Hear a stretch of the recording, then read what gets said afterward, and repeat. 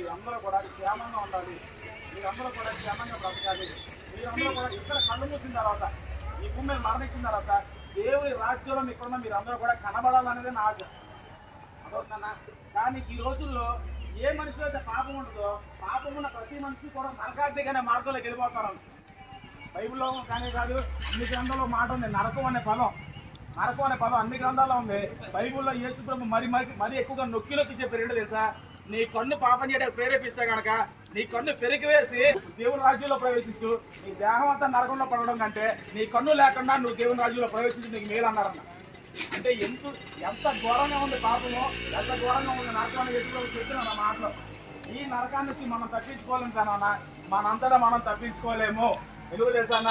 మీరు ఎంతన్నా ప్రయత్నించండి, ఒక పాపం మీరు మానాలంటే మీరు మానలేరన్న. మానడం నీకు ఆశ ఉంటుంది. అరే ఎప్పుడు నుంచి పాపం మానేద్దాం, ఎప్పుడు నుంచి తప్పు మానేద్దాం ఆశ ఉంటుంది, కానీ మానలేరు. ఎందుకు తెలుసా? ఆ పాపం బంధించింది అన్న ప్రతి మనిషిని.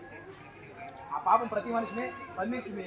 అందుకే మనిషి మానేద్దాం అనుకున్నా మానలేకపోతున్నాడు. అరే ఇక నుంచి మంచి చేద్దాం అనుకున్నాడు కానీ చెడే చేస్తున్నాడు.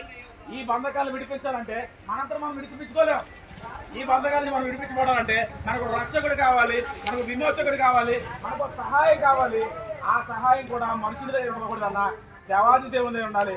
మనకు సహాయం చేయడానికి, మనల్ని విడిపించడానికి, పాపం నుంచి మనల్ని రక్షించడానికి ఏసయ్యకుండా మనందరినీ ప్రేమించి ఆకాశం ముందు తన మహిమను విడిచిపెట్టి ఈ భూమి మీదకి నరరూపుగా జన్మించి మనందరి పాపాన్ని వీటి మీద తీసుకున్నారన్న.